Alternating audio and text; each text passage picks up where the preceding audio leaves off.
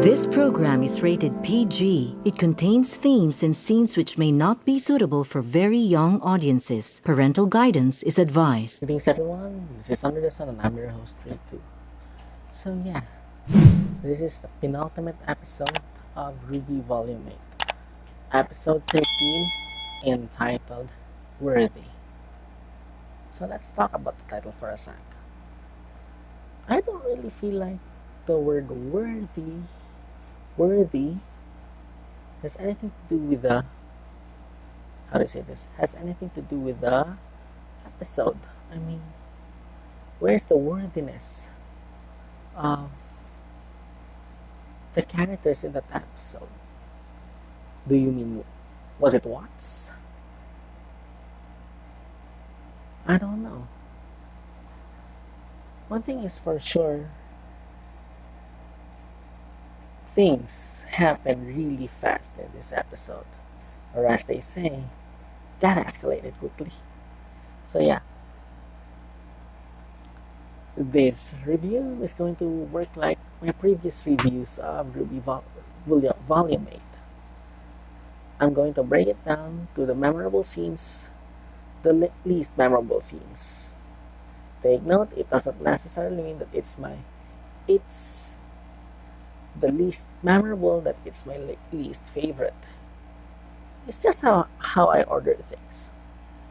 First point, Cinder versus Ruby and Penny. And as per last episode, we saw Cinder's face right at the end of the episode. So yeah, we know a big fight's going to happen. It's just that I didn't expect that many casualties among the civilian populace of Atlast and Mantle. Like, wow. So, Team RWBY immediately responded to the threat that Cinder posed. And as you know, it's Team RWBY versus Cinder. However, this is where things shake up. Neo, who we know has a huge crush on RWBY, sneaks up to her, and Yang sees it. So she sacrificed herself to save her younger sister. Blake, however, tries so hard. To save her younger sister. Wait, my notes here. Save her younger sister. And due to that noble sacrifice, she fell. And we know what Ambrosia said a few episodes ago. Do not fall. So yeah, Blake, however, tries to save Yang. However, Campbell's shroud came up short.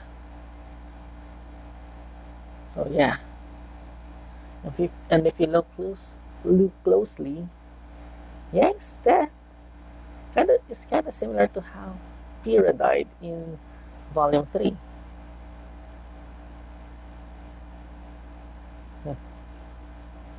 Oh, what do you know? Well, theory crafting later, review now. So yeah. So, in response to her failing saving Yang, Blake screams in agony.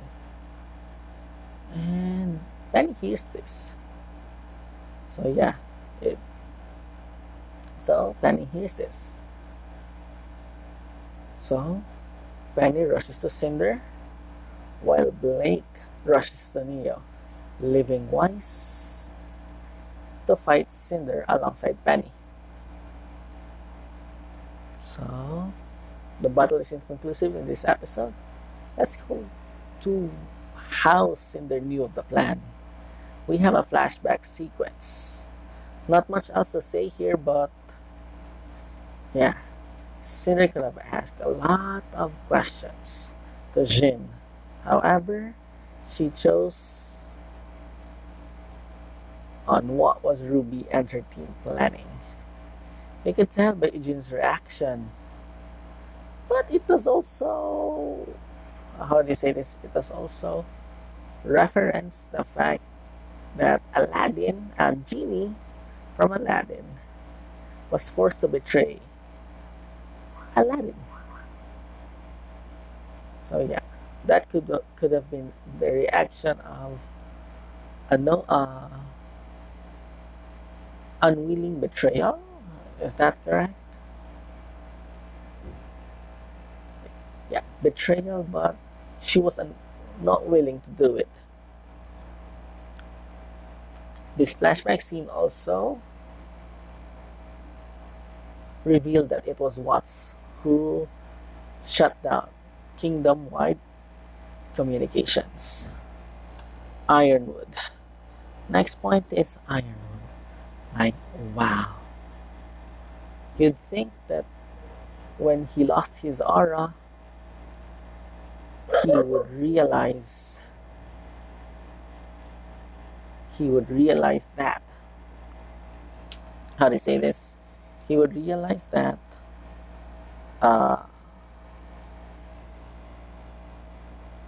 he would realize that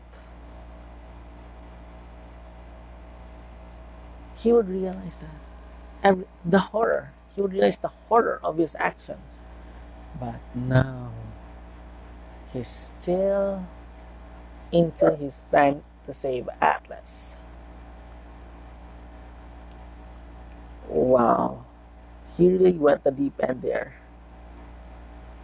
Just to prove that, he kills Jacques Schnee.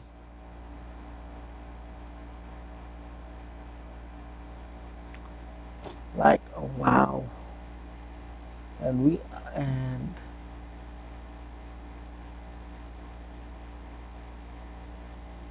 just goes to show the extremes Ironwood would go.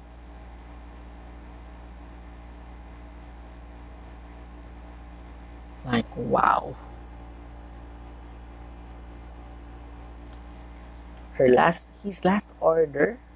So we know after killing Jacques, he went to the vault where we see Winter taking point, guarding the rear. And yeah, upon seeing Winter, he rants about how he never expected Winter to betray him. And as his last order, he orders her to stand down. Winter, being the queen that she is, simply responded with him as the kingdom's enemy. Let's go to Harriet, and the Payload. Well, aside from being a ball of hate, ball of aggressiveness, a ball of anger, she is willing to kill the citizens of Mantle, all because of Clover. Well, maybe she and Clover were close, but just because of blind loyalty, she's willing to kill. Like, wow. I mean, girl, that's a cool motive. That still murder, still genocide. Well, at least attempted genocide. I mean, freaking Vine tries to reason with her. But she responded with kicking him out of the Airbus. All the while arming the Payload. Well, Robin and Crow are stubborn as heck. So yeah, Robin, how do I say this? Boards another Airbus while Crow, in his Crow form, rushes to the Airbus Harriet was on. While Watts just sat there watching the fight Well, watching and pulling the strings. Watching the fight. No. Watson was just there, remotely watching the fight unfold, and at the same time pulling the strings. He does override. He hacks the Airbus Harriet is on. So yeah, there. So the episode ends with in Vacuo, where Ren is spent. He spent his aura reserves to mask everyone's emotions. Oscar tries to go back to the central hub, but can't due to Wise's words of one-way ticket to Vacuo. And due to negativity around, Grim attacks. And they're in a freaking sandstorm. To end this review on a lighter note though, a lot of the various reactions out of Portal were quite funny. Everyone was justifiably cautious, although the Mantle citizens are willing to take the risks, while the Atlasians, yeah, the Atlasians, not so much. It was still funny though. So yeah. If you ask me, there's not much plot here in this episode. There's not much plot. The plot doesn't really move forward. It moved a bit, but yeah, it's just fight scene after fight scene after fight scene. I mean, it's an improvement compared to Volume 5, where the fights happen off screen. Like, it's an improvement, but yeah. Well, let's see what happens in the final episode of RWBY Volume 8. As always, ciao ciao.